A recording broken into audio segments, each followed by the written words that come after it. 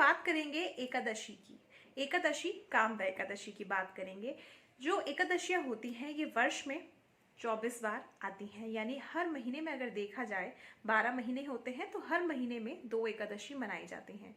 तो हम बात करेंगे चैत्र मास के शुक्ल पक्ष की एकादशी तिथि पर पड़ रही है कामदा एकादशी, और ये जो एकादशी पड़ रही है ये पड़ेगी इस वर्ष 23 अप्रैल 2021 की।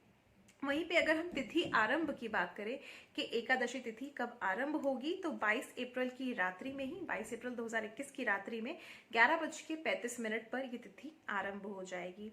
तिथि जो कामदा एकादशी की समाप्त होगी ये होगी 23 अप्रैल 2021 रात्रि में 9:47 पे तिथि समाप्त हो जाएगी।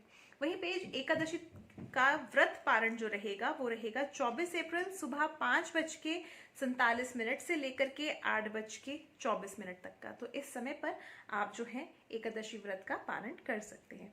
अब कामदा एकादशी की हम अगर बात करें तो ये जो एकादशी होती है इसकी मान्यता बहुत अधिक होती है, बहुत ही महत्वपूर्ण एकादशी होती है, क्योंकि इस दिन ऐसा कहा जाता है कि इस दिन आप यदि भगवान विष्णु जी की पाठ पूजा आराधना करते हैं तो हर एक तरह के आप चीजों से, लोभ मोह माया से मोक्ष प्राप्त कर सकते हैं। इसके साथ ही साथ ये जो एकादशी होती है इस दिन ऐसा कहा जाता है कि यदि आप अपने पितरों का पारण करते हैं या फिर अगर आप अपने लिए भी प्रार्थना करते हैं तो कहीं ना कहीं व्यक्ति जो है पिशाच योनि से बच सकता है, यानी हमारे मृत्यु के बाद पिशाच योनि प्राप्त नहीं होती है, जिसकी वजह से हमें सीधा मोक्ष की प्राप्ति होती है, मोक्ष के द्वार खुल जाते हैं। इस दिन भगवान विष्णु जी की पूजा आराधना की जाती है, क्योंकि हर एक तिथि भगवान विष्णु जी को ही समर्पित होती है। तो भगवान विष्णु जी की पूजा आराधना जरूर करें, और साथ ही साथ भगवान विष्णु जी को पीले पुष्प, पीले फल, पीले ही साथ ही साथ वस्त्र अर्पित करें, पीला चंदन और साथ ही साथ चंदन का इत्र अर्पित करना काफी हद तक लाभकारी साबित होता है। इसके साथ ही साथ विष्णु सहस्त्र नामावली का भी पाठ करने से लाभ प्राप्त होता है। वहीं पे अगर देखा जाए तो माता लक्ष्मी जी की भी पूजा आराधना की जाती है।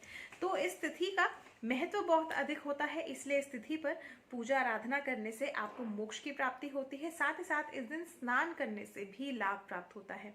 तो इस दिन यदि किसी भी पवित्र नदी में आप स्नान करते हैं तो आपको हर तरह के पापों से मुक्ति मिल जाती है। साथ ही साथ अगर देखा जाए तो इस दिन अगर आप संभव ना हो किसी भी पवित्र नदी में जाकर के स्नान करना, तो अपने स्नान के जल में ही गंगा जल मिला करके आप स्नान करें।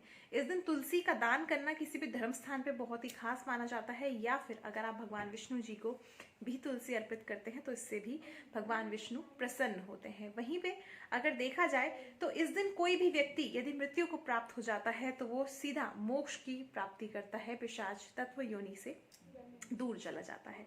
तो ये सभी चीजें जो है बहुत ही ध्यान में रखने वाली हैं, और साथ ही साथ इस दिन भगवान विष्णु जी की पूजा से आपको हर तरह की परेशानियों से छुटकारा मिलेगा और सभी तरह से मोक्ष की प्राप्ति भी होगी, पाप को छोड़ करके पुण्य की प्राप्ति भी होगी। तो और भी ऐसे विषय लेकर के आऊंगी मैं केवल